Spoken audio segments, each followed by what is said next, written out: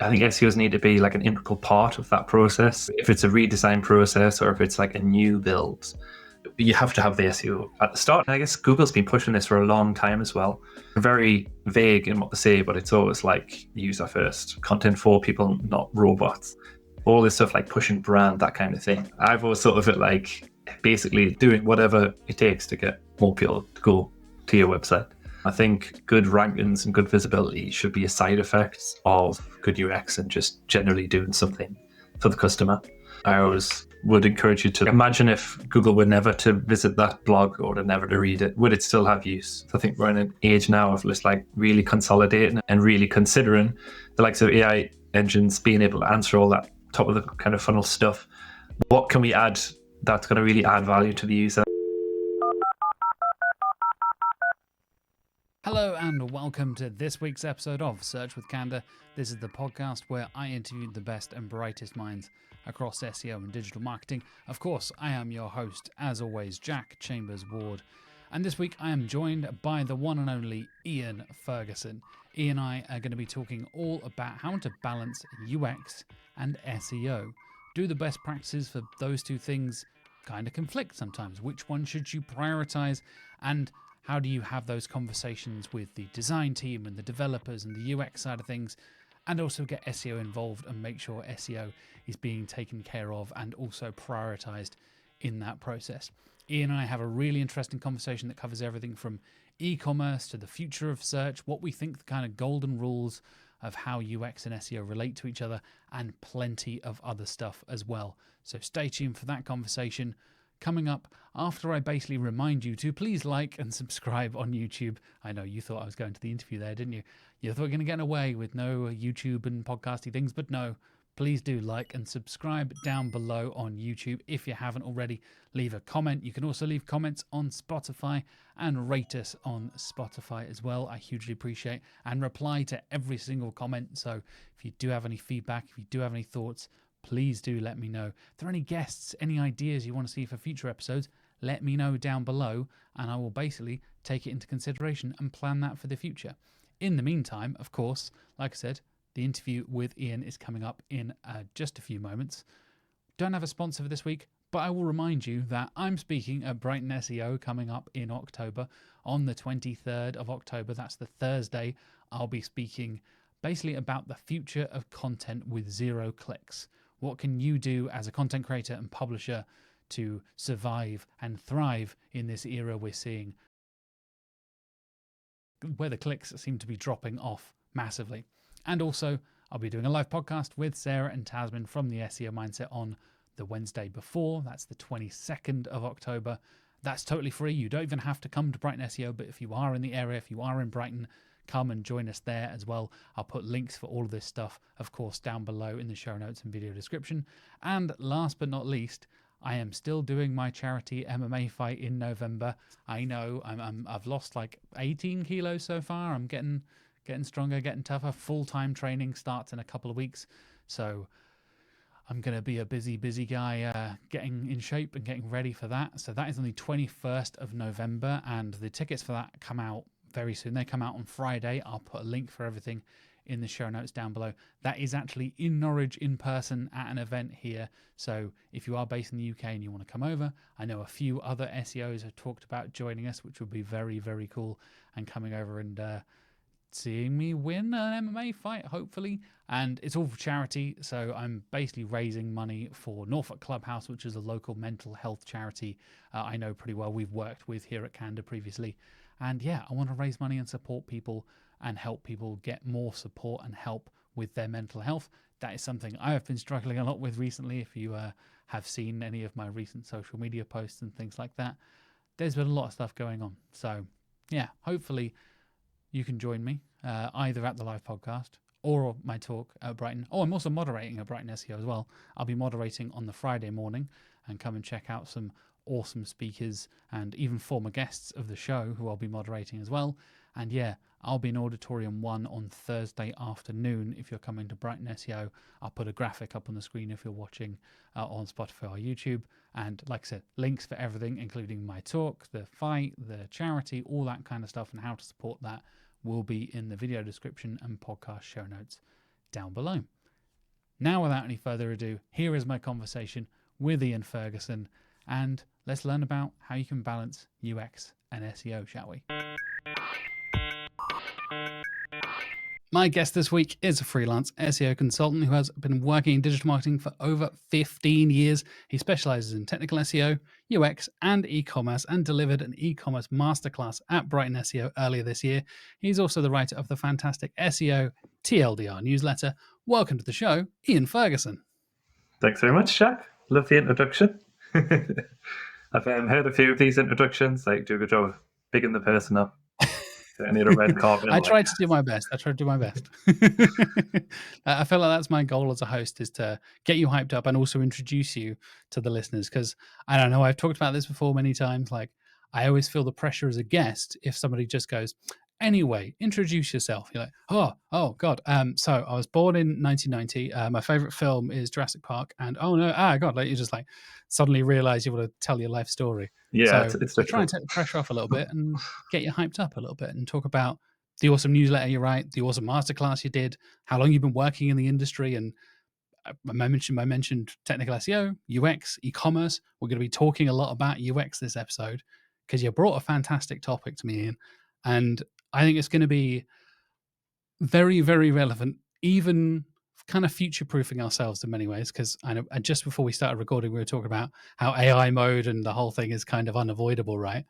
But I think UX and its connection with SEO and how us as SEOs need to learn to be better at that and balance it and all that kind of stuff, I think is a really, really important discussion to have. So I appreciate you coming with a very interesting topic.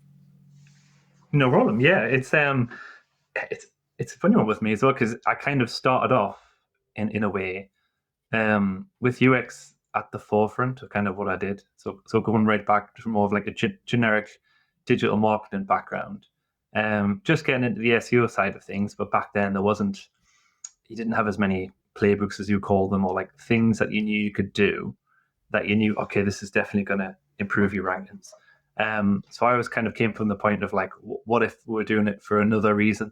So what if we were like changing the design of this because that would help conversions or add more trust? So I always in the back of my head had like SEO doubts, I guess you'd call it, early on. And one of the ways to do that was like, oh, well, if we make the site look better, more trustworthy, people will buy from it. And then I kind of from then went into more specialized into more technical SEO. But now, kind of recently becoming freelance, it's kind of come full circle where it's I'm advising more UX things to do, more things related with like CRO that weren't not technically SEO, or there's like similarities between them or merging between them. But I think now nothing can operate in isolation. It's very difficult just to look at technical SEO and improve like the revenue from a site, or just to look at this specific aspect. So I find it's my job as a consultant more and more to kind of have a broad overview of everything and then focus in what I'm particularly good at. Yeah, I think that's a big conversation. I think almost every guest last year was talking about that multi-channel approach to stuff, right? He said not working with SEO and treating it like it's his own little thing that isn't reflected in the CRO and the CTR and UX and all the other elements that kind of tie into that. I think a lot of people kind of just assume if you do good SEO, you'll get traffic, you'll get money, ta-da. And I feel like we've kind of evolved past that. The industry and the internet and the web as we know it has matured kind of past that stage at this point. And you need to be aware of things like what's good web design and accessibility and all that kind of stuff. I think that's probably more important than ever now. But how are you feeling about it now? Like you said, recently going freelance. Congratulations, by the way, recently going freelance. That's very exciting.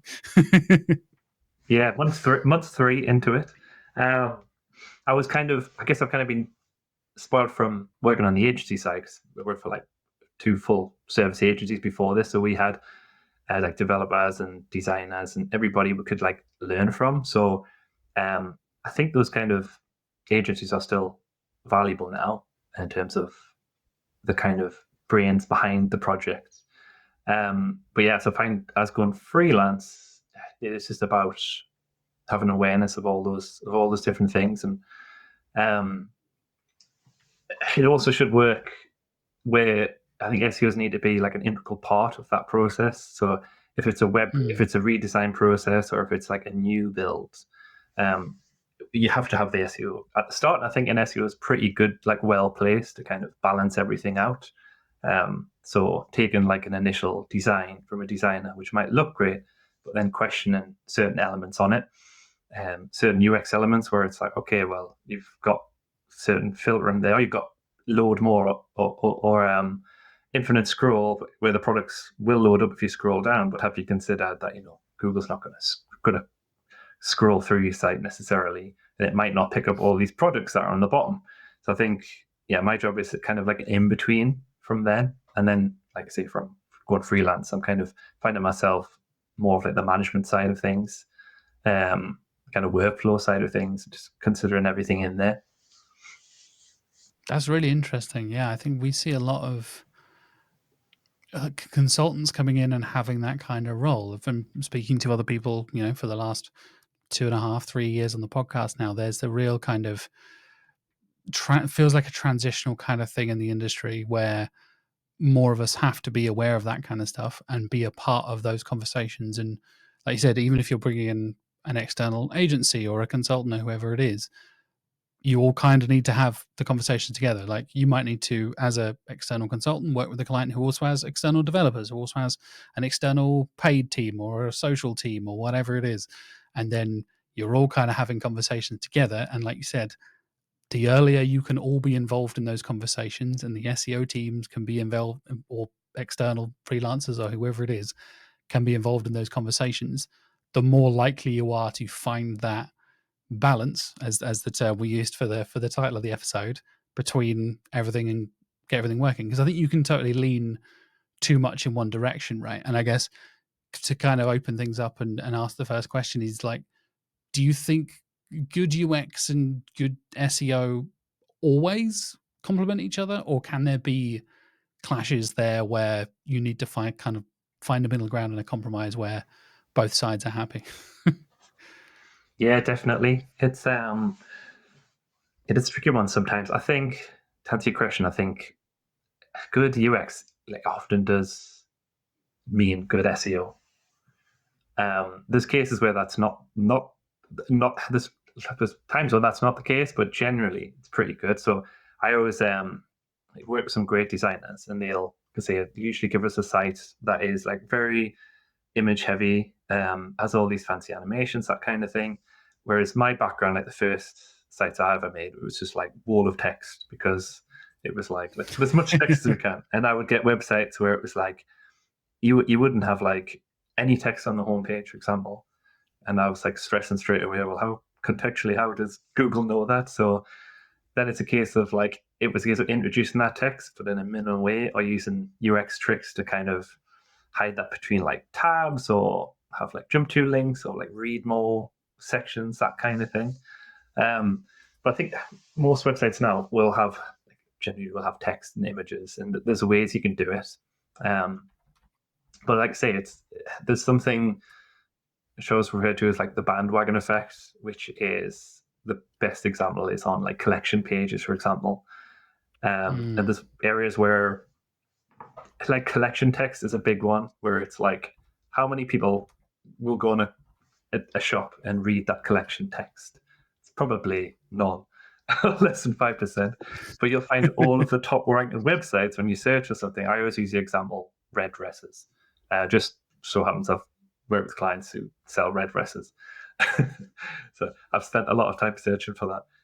But you'll all find they have similarities. So at the top, it'll be like a description of it, and then you'll have a read more, and then you'll have quick links, that kind of thing.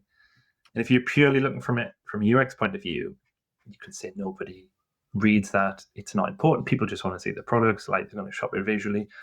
But then the SEO side of it thinks that is a good thing to have. But again, it's balancing that out. It's balancing, is this text going to help you rank for that specific variation of red dresses, or are we just doing it because 9 out of the top 10 pages who rank for that have it?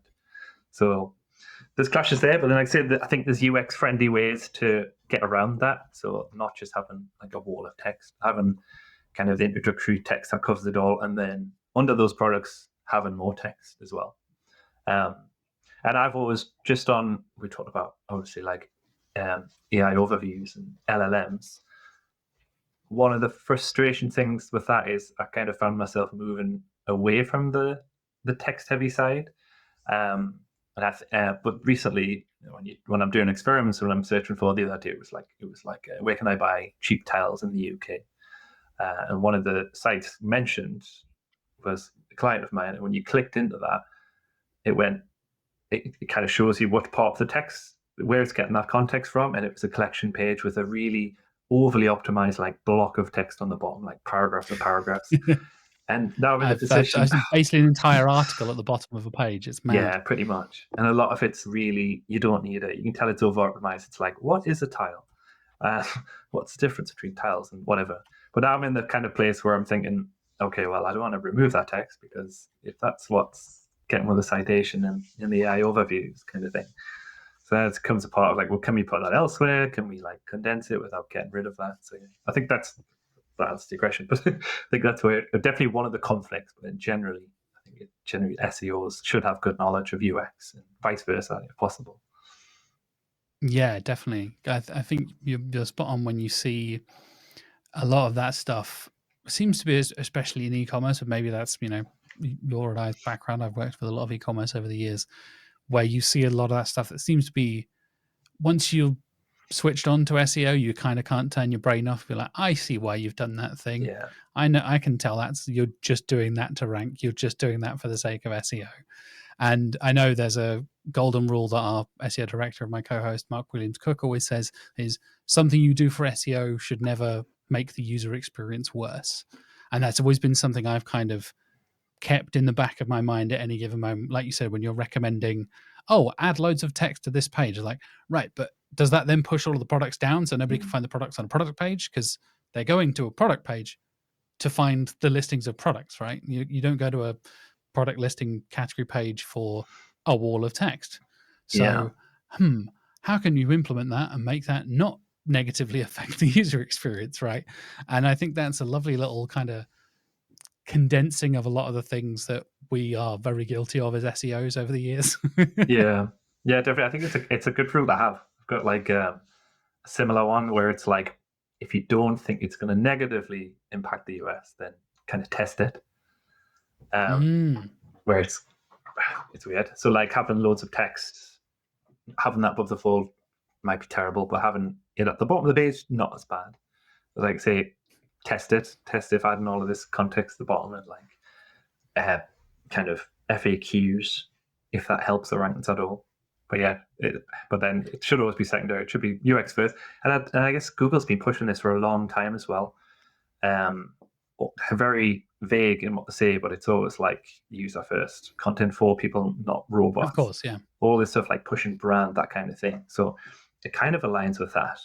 But at the same time, I always tell myself, if I was a Google engineer in charge of indexing kind of trillions of sites per day, what are the things I would look for that kind of give me those indications of quality? Which I always think is like an interesting way to frame it.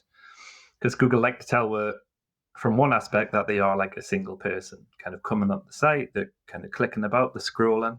And it's not a bad way to think about it if you're thinking about kind of users and Google's in the same way. But at the same time, when you think of how long Google spends there, is other things you can pull out from the code which align with other helpful parts of the site. So this website's got these filters. This website doesn't have these filters. Is it making some sort of conclusion of this is probably going to be worse for UX, whereas these sites, which have all these features, are? So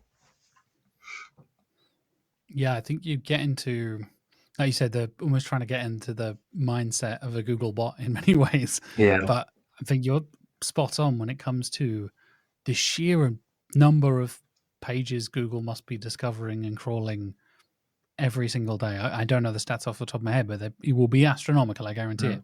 And I think a lot of people have been talking about over the last few years or so, this is going to be less a battle of traffic and competition in the rankings and stuff like that, and more a battle of how do I literally get indexed? Like there's going to be, because the web is so bloated and full of crap, and this is becoming more and more apparent with all the AI spam. And tying into what you said there, Ian, of like, oh yeah, Google says write for humans, and they also say here's our agentic search bots that will do search stuff for you, so you don't even need any human interaction whatsoever. I'm like, so we do write for robots now, right? So we get the robots to write for robots, so the humans can find things. So like, am I optimizing for robots now? Like, what is that? How does that work? And for me, I think there's a balance you can find there, right? There is a crawlability and indexability, discoverability, all that kind of stuff. Things like structured data. Like, no user is ever going to use structured data in a million years unless they're SEO nerds like us. But that's very important for like your shopping feed and Google actually pulling through correct information into SERP features and stuff like that and getting rich results. And I think for me, a lot of people are kind of freaking out when they think of AI mode and they think of UX, like, oh, this is the death of UX. Like, agentic search, you're never going to press a button to search ever again. So what's the point? I'm like, well, I don't know. Like, maybe we will live in the Matrix type stuff in 5-10 years, whatever it is. But I don't think agentic search is going to take over as quickly as some people are freaking out. Do you feel the same way? Are you feeling as pessimistic or optimistic as I am? Yeah, it's a funny one because doing it so long, like yourself, you would have heard, SEO is dead. Every single feature update that comes Dies up every 2 years, right? Yeah, but I have to say, like, this time feels the most real, or at least in terms of, I guess, traditional SEO. But it comes down to, I guess, how you define it, how you define SEO. If your definition of SEO is to like build links, then yeah, it's probably not the way to do it, kind of thing. I've always thought of it like basically like search engine optimization, doing whatever it takes to get more people to go to your website. And like that incorporates like pretty much everything. It incorporates like a how you think about SEO, and that always has to change with that kind of thing. But yeah, I've heard some funny things about people saying we're going to need two sites. We're going to need a version of the site which is just for the bots, which is like all HTML, like all data, and then a second site. I don't see that personally because I think it's always going to try to mimic it, but who knows? But like I say, as long as you've got the schema in there, and as long as you've got like text in there in some form or another that's readable and clear headings, that kind of thing.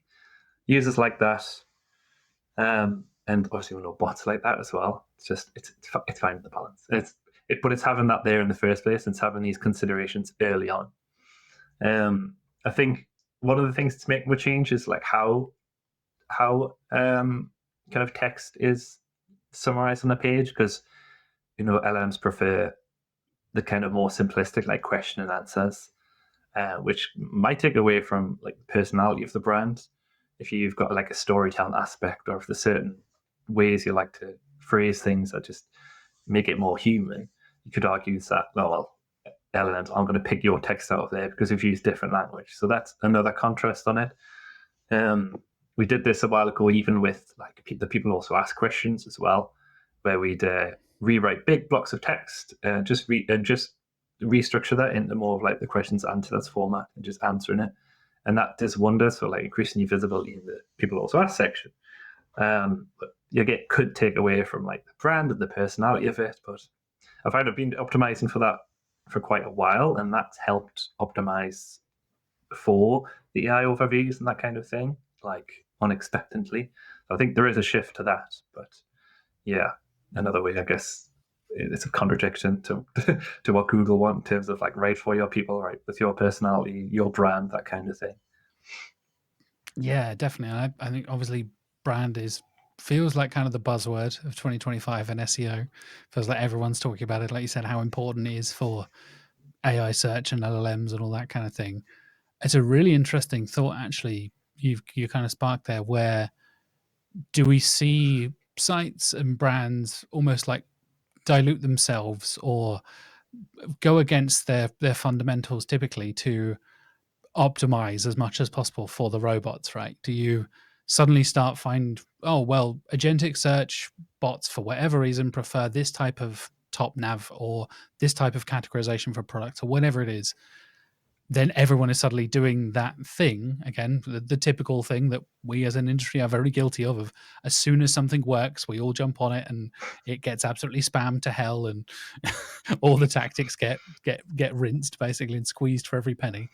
So I guess we could, potentially see, like you said, people kind of really, really focusing on the optimizing for robot side of things and kind of losing a bit of the originality, a bit of the tone of voice and all that kind of thing, which I think is why many people resonate with particular brands. And I'm speaking from my experience, that is a huge reason why I follow particular creators or particular brands, is because I align with their values and they are vocal about that, and their tone and voice and their unique approach and all that kind of stuff. Do you think we could see a almost like shift in UX in the same way that we're seeing a shift in SEO? You mentioned like this feels like a big shift. And Yeah. again, talking to Mark and talking to people like Arnett Hellmans, and people have been doing this for 20 years, pre-Google SEO people.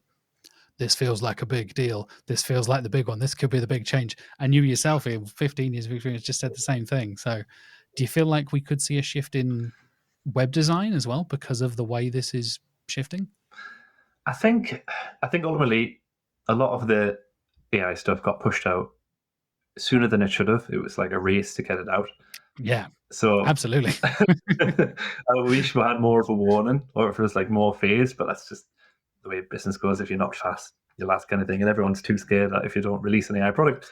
So I think the AI's got a lot of catching up to do with kind of the web creators, and I think they're always going to chase. They're always going to try to adapt to the customer, adapt to the websites, as opposed to websites adapting to them. Little things like a lot of LLMs now, like ChatGPT, for example, I don't think renders JavaScript yet. It certainly didn't. It does not. No, not currently. Yeah, so it's like, I think that will come in time, so we can access all of the internet. But again, I think sometimes it's waiting for them to catch up with your website. I don't think anybody who's got like a JavaScript heavy site who's doing well should, change it to an HTML site just so they can get more visibility. I think that will come in time as well. And I would hope similarly that they get better with the language side of it. I think Google's got the advantage there when it's looking at semantics and it's looking at all of its like frameworks, like Moment, BERT, things that these other AI engines like GPT or Claude might not have yet. I think they'll eventually catch up, hopefully. Because I guess it goes, one of my golden rules, like if you're only doing something for SEO, don't. That comes from, yeah, absolutely. that comes from the back of all of these things. I've seen this person on Reddit say that this works, and then you end up doing that, and maybe it works temporarily, but then long term, just not a good way to succeed. Like the early days of AI overviews, before it was even released, people were doing things to the site to get cited, and then all of a sudden it was like, yay, we're referencing there, and then the next day they weren't. So I don't know who said it originally, but like it works until it doesn't. Is a big yeah. So I think one of those things like should be the second reason for doing something. And I think almost like good rankings and good visibility should be a side effect of good UX and just generally doing something for the customer. And that even ties in with blogs. So if you're only writing a blog just because you want to rank on Google, I always would encourage you to like think like imagine if Google were never to visit that blog or to never to read it, would it still have use? And if you can answer that with, oh well, yes, well, our regular users would enjoy that piece. We'd tell them, oh, we've got a email database, we could include that in the newsletter, and that would be helpful. Then I think, yeah, generally it's right. But if your only condition is you want it to rank and you want it to get kind of top of the funnel traffic or whatever, and then if you don't, it's kind of a case of, oh well, that's failed. But if you got other reasons to back it up, and then it's a case of like, oh, this wasn't a waste of time. Yeah, I think maybe we'll see. I think JavaScript is a perfect example, right? You mentioned ChatGPT can't currently render it, but Google has such an advantage with that. And I know a lot of the times when I'm having conversations with designers and developers, they want to do all the cool flashy shit, right? They want to make it look as lovely as possible and all the possible movements and stuff. We literally had a client of ours, I want to say a couple of years ago, probably had a full like CMS migration, And the developers from another external team were like, this is all the coolest, flashiest stuff you've ever seen in your life. Like, it had a almost, I don't know how to describe it, like the 60s style, like the title would like echo in like a thing across the page and like do cool stuff. I'm like, I mean, that looks nice. There was a thing that would track the cursor around the page. I'm like, this is interesting, I guess, but I don't need any of this. Like, as a user, I don't care. And as an SEO, this is driving me a bit mad. And also, this is incredibly slow to load every single page. So can we not, please? And there's obviously that kind of, like we were saying earlier, that counterbalance, right? I'm like, sure, do cool, flashy stuff. JavaScript, don't get me wrong, has plenty of brilliant uses in design and development. But there are plenty of things to maybe just dial back a bit and be aware of things like accessibility, discoverability, crawlability, and literally, is it nice to use? As simple as that, right? Like you were just saying. Yeah, I think that's, again, I think SEOs are well placed to kind of balance that, because, like I say, like developers can't do that. There was a client, well, a potential client that came to us, and they're basically they dropped off Google. I think their non-branded searches dropped by about 80%, and they could not figure out why.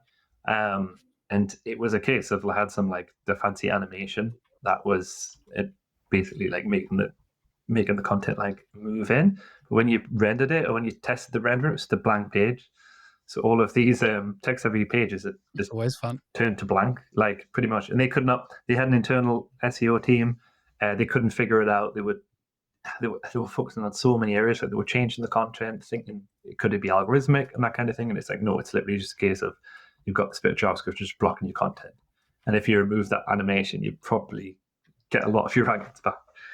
And then, like similarly, we've had devs who like to do things like Ajax filtering was a recent one, which, to be fair, for speed was really good, really impressive. You could filter things; it would be like instantaneous. But then I didn't realize that none of these things were like that were past the first page were actually visible. So it's a balancing act. I think SEO should be a part of the whole show, like from design to like development to testing, that kind of thing. Yeah, some horror stories I can definitely tell.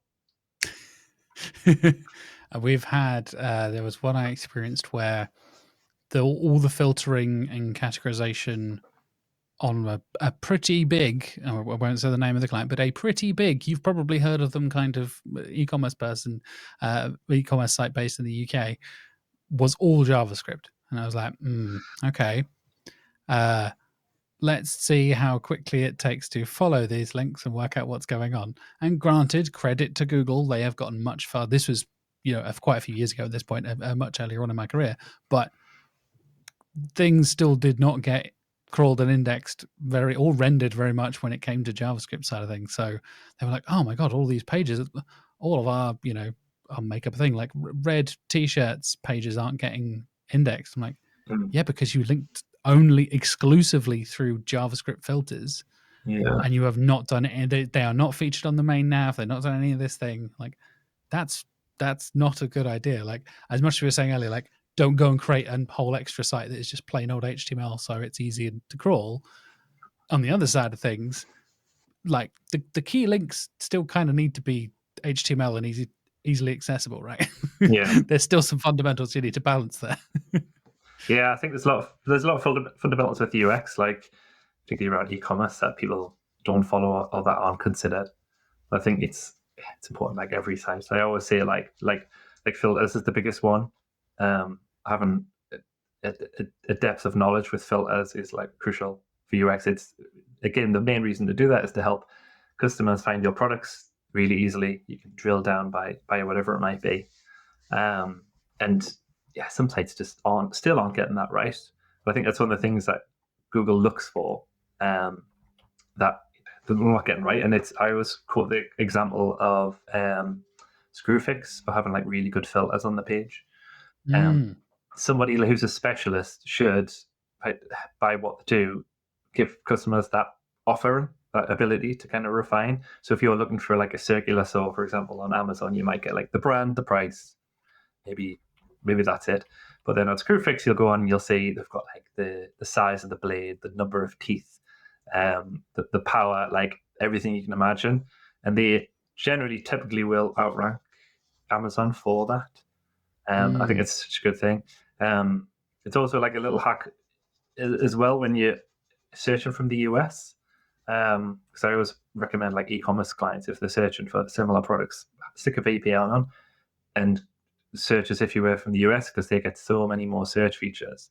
And these are kind of, to me, like hints as to what Google's looking for. So if you put in like running trainers in kind of the US version of Google, you'll see all the filters on the left-hand side, and you'll see basically if it's like for wide foot, you'll see the usual like the brand, but then you'll see if it's got like a wide foot, the type of sport it's good for. There's all of that kind of stuff, which I think for Mm. me, like that's a case of like Google knows that people are searching for this or going on to search for this after they've done like an initial top level search.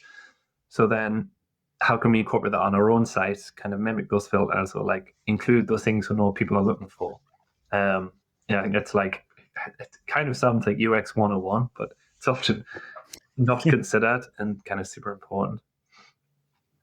I think a lot of, and again, I've definitely seen this over the years, is you get a particular brand or a site or client or whatever it is, kind of get stuck in their ways a little bit, and like, I know this industry, I know this, how this is should be filtered and categorized and stuff. And then exactly just saying there, you actually have a conversation with real humans and customers, or Yeah. look at the search data and do some keyword research, or God forbid, do both. Crazy idea, right? Then you get actual ways that people search for stuff rather than, I want to buy a, like you said, a particular size of screwdriver. Like, right, but it's probably more important that it's a crosshead or a flathead or Phillips or however we word it. And like you said, even more so when you're going international. I was having a long conversation with a client a couple of years ago, another e-commerce client, where I was like, so you guys are big in the US, but you're UK based, and very roughly, I think the traffic split and revenue split was something like 60 US, 20 UK, 20 the rest of the world, basically. So it's vast majority US stuff. Mm. So I was like, do you want to call those trousers or pants? Do you want to call them jumpers or sweaters? Are you changing your page titles? Are you changing your product categories here? Like, they don't have a separate US site. So what's the plan here? Like, how are you, tiny little UX things like that, then, as we were just saying, fundamentally change the kind of things you're going to be ranking for? Because nobody in the UK searches for denim pants. Well, maybe they do. Maybe that's a niche I'm not aware of. But like, you would search for jeans, right? Denim pants is not a phrase you use. Like, okay, denim trousers, you wouldn't use that either. So Yeah. how would you like, well, they're called jeans. There's a word for that. It's like, yeah, think about the actual things that people use. Don't just categorize things by trousers, by material. It's like, cool. Nobody buys things that way. Oh, I Mm. want to look for my newest cotton t-shirt, said no one ever. Like, I buy t-shirts because I like the band or the, whatever. Like, Yeah. Like at brand loyalties because of certain fits, that kind of thing. Yeah, that's an interesting one, especially if you haven't got multiple sites for different countries. It's an issue in itself, isn't it? 'Cause I've had similar issues where it's like, I think I would get this the wrong way around, but we were calling it gilets on the UK sites, but in ooh, America they'll call it vests, and it's like a totally different thing. So unless you've got a site, Americans well, have vests and waistcoats and something else, and I'm like, I don't know what any of this is. yeah, All of those words are like swapped around with each other. And yeah, I was having a conversation with an American friend of mine a couple of days ago, and I very just nonchalantly, being very British, was like, "Oh yeah, this."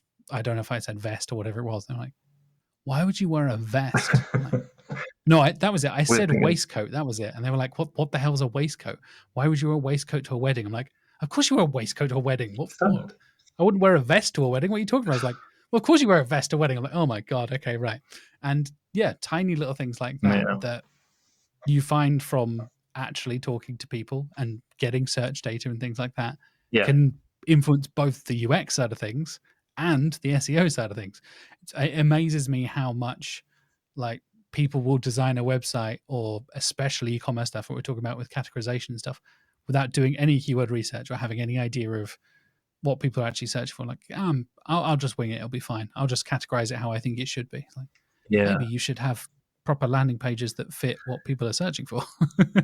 Yeah, I think it's interesting as well. I think for a lot of marketers, it comes down to like time or like effort, and you often find it where there's Oh yeah. the departments are like siloed. So like that example of having all the product data in there, it was quite a time intensive kind of process where you'd have to have somebody go in and like figure out what it is, all the specifications for each one. I've done it with a number of clients where AI can help with that, which is good. You can, for example, with images, I've done it with like a fashion client where it's upload a bunch of images and it can pretty much tell if like something's fully zipped or if it's a half zip or a quarter zip, and fill that in as like a better feel for that particular product. Or if you've got reams of descriptions, you can have shortcuts with that, but yeah, it comes down to like what people have got the time to do a lot of the time. And I think asking your customer service reps as well when you're getting into that kind of thing. So, or use the people that manage the live chat. What is it they're looking for? What is it they keep asking over and over again? And how can you get that into like, say, a filter? So I'm just filter by that. Or what I'm seeing more recently is like, you'll see, especially keep going back to e-commerce, but you can have this anywhere where you've got like a guide embedded within a collection page, or like an in-depth guide on a product page as well, and that has to come from that information. So when you're browsing for trainers, if you're on like the old trainer site, actually it might be beneficial to the customers to have a little, instead of a product, swap that out with a post or like a quiz on the kind of running shoe you need, for example. And then it narrows it down based on that. And that's again bringing the UX side of it into it, because for all the will in the world, you could look at a site, you could look on analytics, you could look at bounce rate, you could look at all these stats and figure out the pages where people are bouncing, but you might be looking at a total wrong area. It might just be like, this page is so overwhelming to me, I don't know what I want, I'm going to quit the site, or I'm going to do a bit of research before I do that. So if you can keep them on the site as long as you can with that information, I think that makes more sense. But again, it's hard. AI can help, like I say, but it's hard, and it's sometimes people are just ultimately lazy. It's a case of well, do I want to spend an extra like 4 days tagging up my product so that I can show all this extra data? Yeah, I know. I said earlier, like, I'm very nonchalantly, like, oh, we all need to be a part of the conversation early and all communicate and work together. Like, it's so much easier said than done. I am very aware I am preaching here from a pulpit of like, I don't understand your resources and your time and your budgets and all that kind of stuff, right?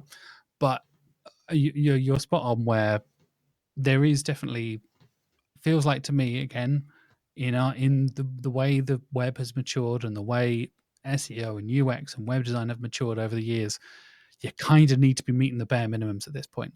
The competition is so fierce and the competition is so broad and diverse at this point, especially with now we're seeing weird stuff ranking in AI mode and AI overviews and all kinds of stuff.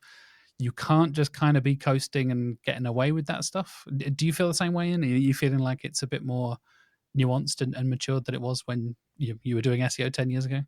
Yeah, definitely. Because I've had to wear more hats myself in terms of just getting up to scratch. Like, full disclosure, I'm not like a UX or a designer or a coder, but I've got to have all of these things in mind because it is nuanced. You can't just get away with like what you're saying before. There's so much bloat in the internet. You can't just get away with just adding another bit of SaaS or another e-commerce store that does exactly the same things. I think you have to be super kind of, what's the word, just meticulous in terms of what you're putting out there, even if it's content pages. Like, I'm agency side, so going back 5-10 years, we would just, the plan was almost just create as much content as you could, or like consistently creating content, put it out there in the hope that something ranks.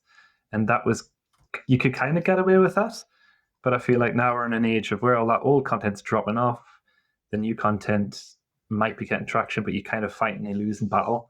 So I think we're in an age now of just like really consolidating and really considering the likes of AI engines being able to answer all that top of the kind of funnel stuff.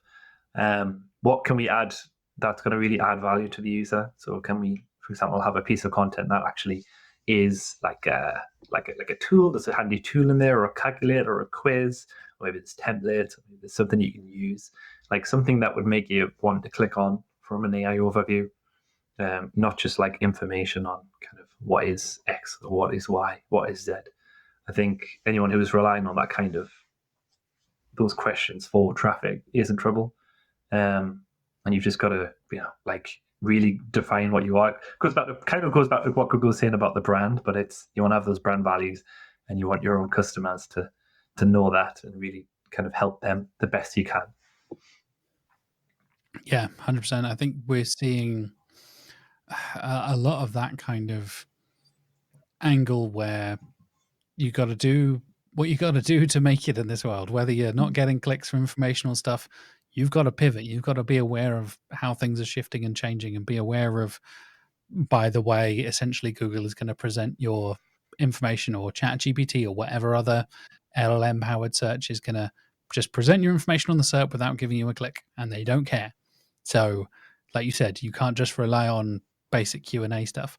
Have you found having those conversations with clients about those more, like you said, the more like interactive elements and stuff like that? To me, that feels like a really nice blend between a lot of the design stuff, UX stuff, and SEO stuff. And that's often where we will get, as you mentioned earlier, like having a full service team like we do here at Candour. Right. We're like, oh, we're working on this new content piece.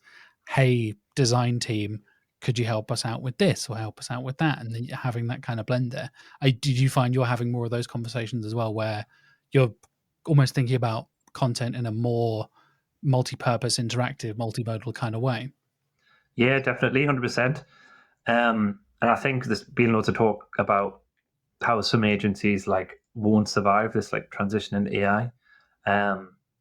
But I think as long as you're flexible with what you do and flexible with your retainers, and you're always educating the client, I think it's a great resource to have all of them. So I've sometimes got to ask some like designer friends or some developer friends how to do things. But I think if you're an agency and you've got those people, if you can lean on them, and if you can like shift retainers in terms of like, okay, well, traditionally we've been doing, I don't know, 2 blogs a month, say for example, which has been great because it's getting all of this.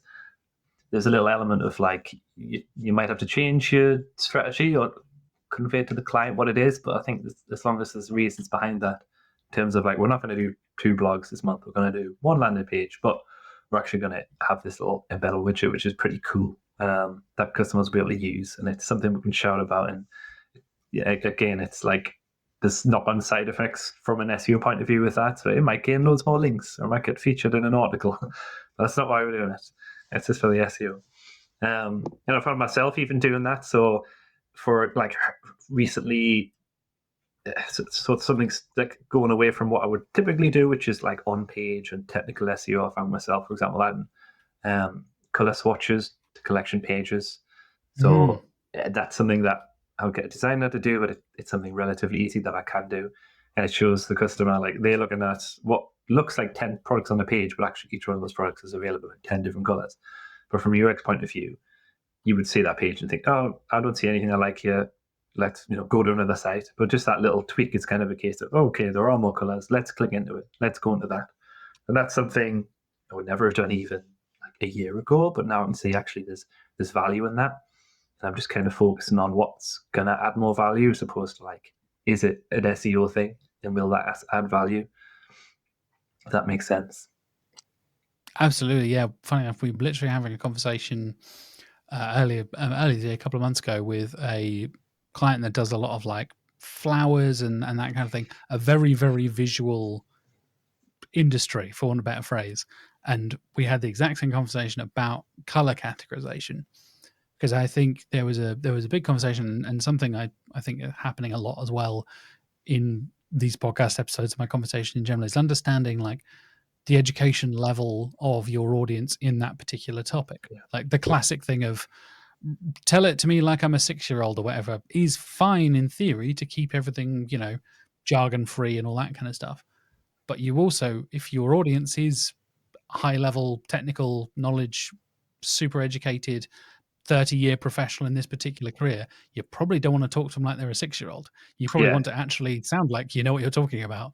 And I was literally having a conversation with the marketing manager at this client. They were like, oh, well, I always think about it in terms of like, what color would match this? And I was like, well, you don't have any color filters on your like product listing pages. So if you would buy flowers or plants or flower pots or whatever it is according to what colors match the other things, maybe we should think about that thing. And clearly you appreciate that, and you've got a lovely display behind you there. I can see your shelves behind you. Like there's an element there of like, yeah, I want to coordinate and color coordinate and match stuff. It's not just I want this specific species of flower or whatever. It's like, Yeah. I want something red, but I don't know what I want, and I want to find out. It's like some people don't know what they're looking for until they find what they're looking for. And on the opposite side of it, some people really know what they're looking for, and you also need to be able to target them as well, right? That is true. I think my search term for these were like flowers that will survive, like low maintenance, in like dark places, flowers. And I just found a bunch of ones that I could use.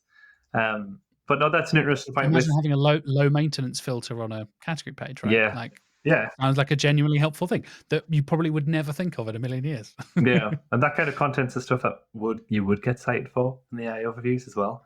But it's like I say, if someone was just to come to your homepage or on a page and had that option to see it and explore, like that definitely works. But it's interesting what you say about the kind of what the client wants as well, because sometimes the client thinks they want something and they don't.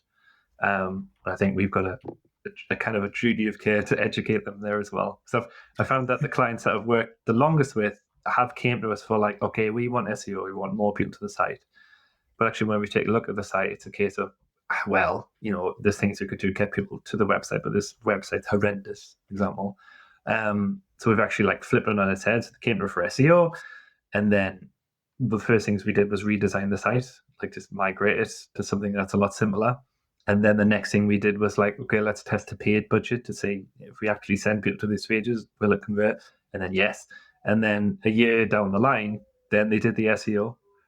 And then that's when we had all the pieces in place before then. So I think that's an interesting one. I have a conversation with clients, especially, you can say sometimes they come from quite diverse, like a really SEO heavy background. And sometimes they don't. Sometimes they just want that simplicity thing. And I think sometimes you can tell. I can tell if an SEO's built this website because there's still a lot of text on it, but they're missing things like how nice it is to shop and all of the things that you would think of. And then sometimes it's the opposite, where it's just, I came across a site the other day. I've yet to like reach out to them, but they've basically like got a Shopify site, but it's just one collection. And dangerous. Yeah, basically the whole menu, there's about 50 items in the menu, but each one of them links to a filter of that one collection. And I'm like, oh, no. I know if I just created collections for all of those and give them a nice title description, they would see like phenomenal value. So it's educating about that. That's like it's very rare that happens, but it's one of those ones that a bit of SEO would help. But from them, they just think, it does what it wants. I click on this, I've got the page I want, but they don't understand the nuance of like, yes, that's just the same page, the different filter, like used hundreds of times. Yeah, and so much things like sometimes filters aren't crawlable and indexable, right? You need to make sure that your various different internal search pages. I've had many conversations about this with clients before, especially e-commerce clients. Like, okay, when people are searching for things, are you going to treat it essentially like Google, where you're going to serve up the closest word matches to this thing? Mm-hmm. And it was a client, one of the clients I mentioned previously, one of the e-commerce clients I worked with a couple of years ago, where the more words you put in, the broader the search became, because it's searched for each word individually. So instead of being, I want a black cotton Gojira t-shirt in XXL, mm-hmm. that would then search for all products with the word cotton, all products with the word t-shirt, all products in XXL, and then search the whole site.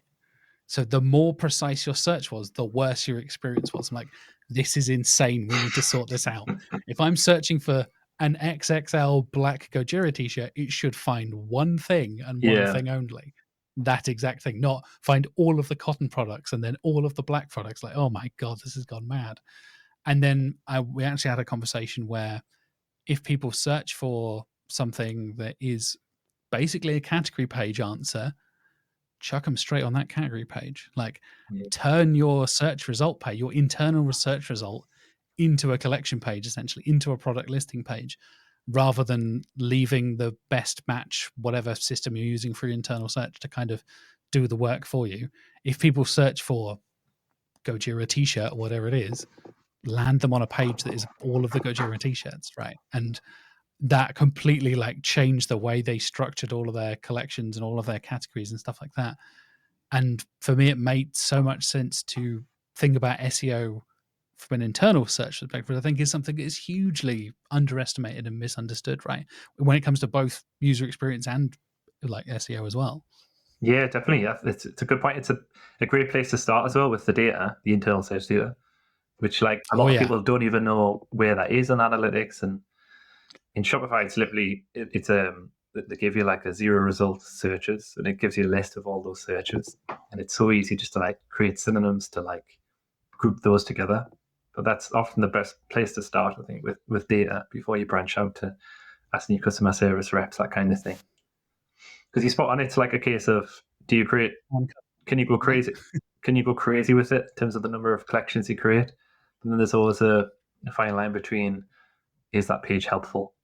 In terms of like, you could create a filter for a specific search, but it might only have one product in it. And then if you perform that search on Google, you'll find all your competitors have got hundreds of pages. So that's a case of like, that's helpful to have that as a filter, but not specifically an actual like collection that somebody could land on. So yeah, and there's things we've done in the past to try and automate that so that it only becomes an index or page collection if there's like say 5 or more products as part of that. Yeah. So there are ways around it, definitely, but no, it's a good point, just matching it up, which is like old school SEO. Yeah, like I said, coming back around to the resources and budget side of things, right? I think you're absolutely spot on. You don't want to really be creating individual collections and category pages for every variation of every product. But once it hits a threshold of a number of product, or I know we went work with a client where we prioritized by like revenue essentially, and then also talked about like profit margins and stuff like that. I'm like, okay, these are the products we're going to make the most money from if we sell them per unit. So let's focus on those, because you can optimize the other ones as much as you want, but we're going to make 50p a thing compared to 15, 20 quid per thing. So why bother? Like, there is still, still value. There's still money on the table, but there is like, like you said, a balance and a shift there to think about where to prioritize stuff. And if you've got one product in the category page, it looks a bit weird. And I've seen many times where I have clicked through, funny, I'm focusing on band t-shirts, so I'm wearing a band t-shirt, but using websites where you can choose by band or by brand or whatever. And then obviously they've sold out or they're no longer on tour or whatever it is. So it's just an empty category page. I'm like, why is that on your main nav then? Like, I get that's there. Like, don't de-index or anything, don't go crazy, but maybe don't have that as one of your featured things at the top of your main nav. Like, yeah, be agile and adaptable, right? I always like try to learn from PPC as well on this. Again, like leaning on other departments, because there's no way they would run ads to, like, let's say text ads to collection pages that only have one product. Because the PPC guy would flag that straight away of like, we sent this traffic, it's never converted, let's cut it. And we don't have that in SEO. It's just, we have this like thought where I think just the number of pages we can create are infinite. So let's do that. I always try to say, like, imagine it wasn't infinite. Imagine your e-commerce store was like a shop and you've only got so many aisles. Would you have an aisle that just had one product in it? No, because even if you've got like loads of good aisles with lots of variation, if people are walking through that shop and they see all these kind of empty aisles, it just screams like, this place is going out of business, or do you know what I mean? So I was trying to get the same with like a bookshop or something. Would you keep a book on the shelf that hadn't sold in 10 years? No. I think it's funny going back to like how long the internet's been around. I think, and talking about the bloat, I'm seeing a lot of websites now who are like culling the content, or at least I'm advising it more and more, where you just look at all the content you've had, blogs and like landing pages, whatever it is, and then just like absolutely just trimming it, let's say. But sometimes it's brutal. Sometimes it's cutting 60% of the blog. And I find that that's actually doing wonders for them, because going back to like UX, like nobody was reading this. You would just keep it on your site for, I don't know, like like an archive, that kind of thing. But actually, it's one of the most satisfying things you can do is to go through, just look at all the collections that have been created, just cull all them, cull all the blogs nobody's reading, and just leave in like the quality pieces of content. And you'll find by doing that, like the actual visibility goes up. Because Google, they do say that a lot of the algorithm updates affect only like at the page level, but they have said in the past that if you've got site-wide signals, it considers as well. And I find that just by like culling all of the old stuff that nobody's reading wasn't helpful, does help with what's left, that kind of thing.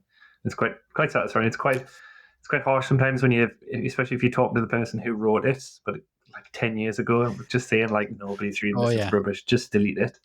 Sometimes they're like, oh, well, can we not just no index it or leave it? And I'm like, why?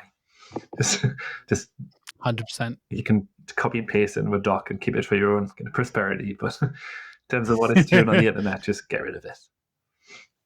Keep it for your CV for the future, like exactly. Yeah, yeah. I love what you said there, like the reframing it and thinking about your e-commerce as literally a shop is a brilliant way of thinking about it and prioritizing stuff. There was a brilliant video by History of Simple Things, like late last year, that was like how the layout of grocery stores influence your shopping.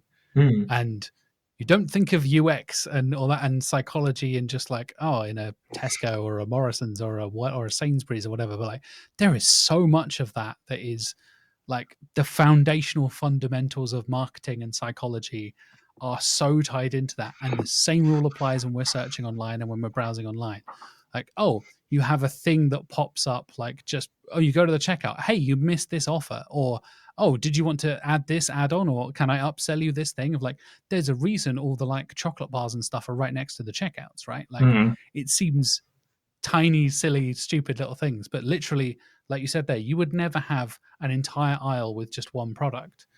And thinking about the kind of ways that you would lay out aisles, to me, like correlates, maybe not directly, literally, because we search in different ways, but when you're thinking about an entire aisle in a grocery store or a supermarket or whatever, you think about, okay, well, I'm looking for biscuits, and then they'll be divided into like crackers and then sweet biscuits and then chocolate biscuits. Like, okay, clearly chocolate biscuits is a subdivision of sweet biscuits, really, but enough people are searching for it, there needs to be its own thing. It's like, yeah, that's a supermarket, that's a website as well, that maybe that justifies its own collection page, right? That's the exact same methodology, but applied in two different ways. And I think we all massively underestimate how incredibly manipulative supermarkets are. It sounds weird when I say it out loud.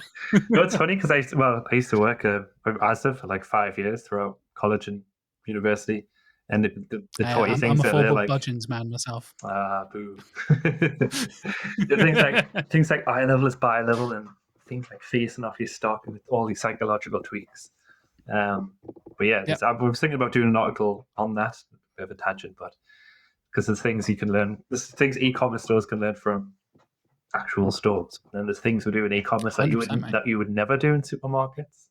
So like those emails you get that kind of come back to the checkout, like you've left this in your checkout, you wouldn't have that equivalent in the real world, like somebody running outside saying, hey, you forgot these rich tea biscuits. And there's things like, if things are like, I was thinking like 404s, what's the equivalent of those in the supermarket? Like if someone's out of stock, that's it. You've got other things around it that you can pick up, but you would never have a sign that says like, oh, sorry, this product's out of stock, like let me show you these ones instead. But maybe like a fun blog could do on that in the future. That sounds, sign me up, mate. I will definitely do that for sure. I think there's to briefly kind of round us off before we get onto our recommendations and stuff. The conversation I had with the, as I call them, the SEO Avengers, the all-star panel I had a few weeks ago, where Miriam Jessier brought up something that I think like collectively blew a bunch of people's minds, including mine. It was like, there was a multimodal search you can do with Google Lens or Gemini Live or whatever it's going to be called. And this is a real actual example because Miriam, as many languages as Miriam speaks, doesn't speak Dutch. And they were in Amsterdam or in the Netherlands somewhere, and trying to translate the back of a oat, like pre-mixed oat packet, to work out, does it contain lactose? Does it contain milk? And the contrast between the text and like the eco packaging, like off-white text on a light brown background, was not high enough contrast for the LLM powered search to pick up. I was like, that's accessibility and UX in the real world. Oh, that's weird. Like, do we need to start making, I was joking earlier, kind of half joking about the aisles, but like, do we then need to rethink the real world so that searches can be done better in using machines? Like, are we reshaping the physical world to better suit machines? And isn't that just the Matrix? That's kind of terrifying. Like, That's an interesting one. Yeah. that kind of blew my mind a little bit. I was like, that is a really, oof, yeah, that's ominous, but Existential interesting, crisis. right? Exactly. Yeah. I thought that's another theme of the podcast at the moment. Is just Jack descends into existential crisis at like minute 50 or so. That seems to be the phrase. That's it. Yeah, captions on it. Everybody loses Yeah, hope. exactly. The podcast ends.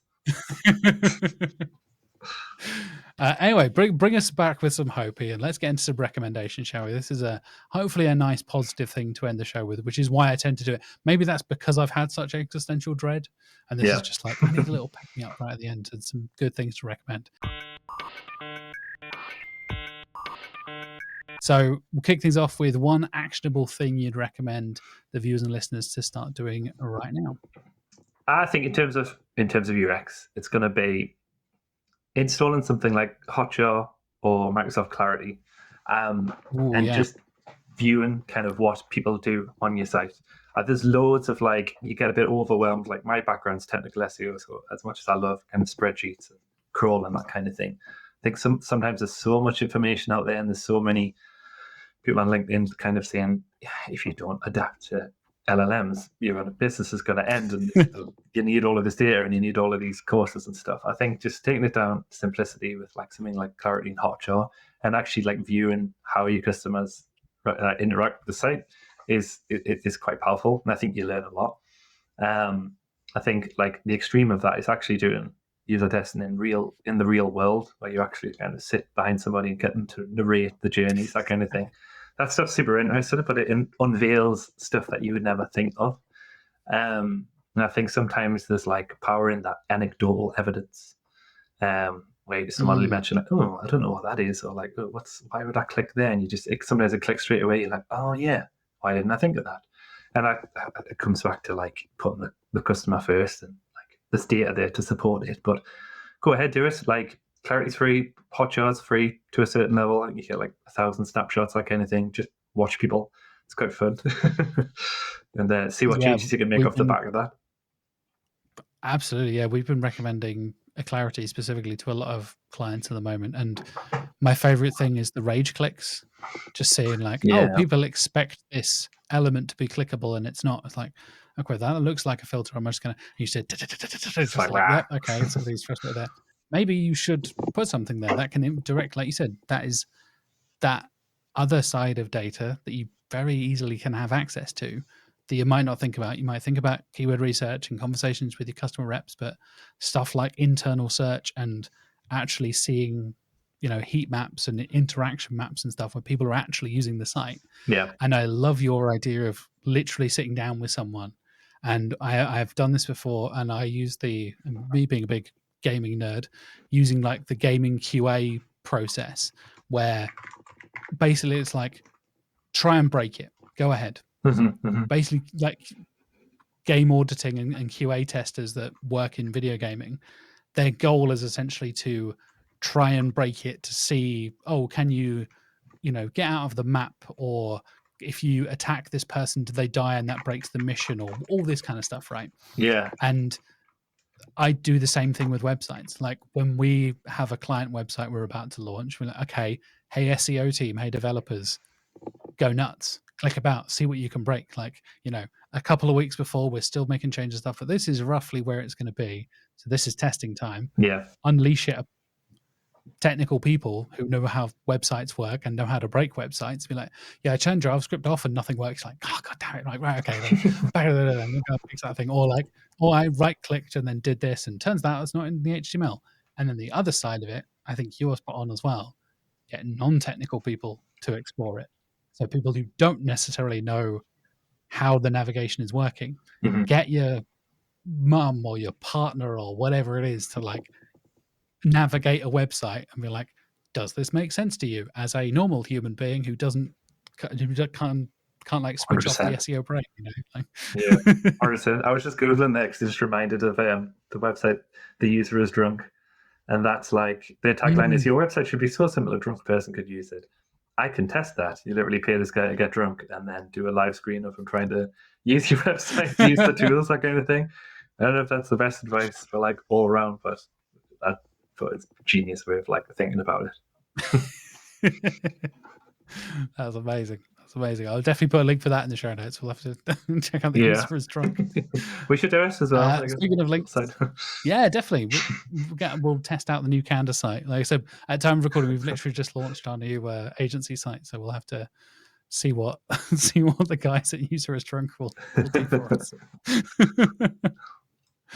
Anyway, is there a particular tool or piece of software you can recommend for us, Ian? Apart from those two, probably the VPN. Especially a UK marketer like myself. Switching your VPN to the US and seeing what kind of like SERPs come up around that. It's really eye opening for like running shoes specifically. I mentioned before, but they have like people also ask section, but they also have like a user guide section. Is that the right word? Like a product guide, and it literally tell you in there the types of things people expect to see in these runner guides, so like the width of the front, like what it could be used for, that kind of thing. And I think if you're doing blog work, if you're just looking at like general keyword gaps, there's things within that can tell you a lot of things. And then there's other things, so like Google Discover at the minute is on desktop when you're searching from the New Zealand, say it's VPN in New Zealand, go to the homepage, see what comes up. Interesting little things you can find with that, which we don't get in the UK for various legal reasons and various other things. We generally have the same algorithm, it's just certain things are different for us. So I think switching to the US is where they make most of the revenue from. Gives you a lot more hints in terms of what they're looking for.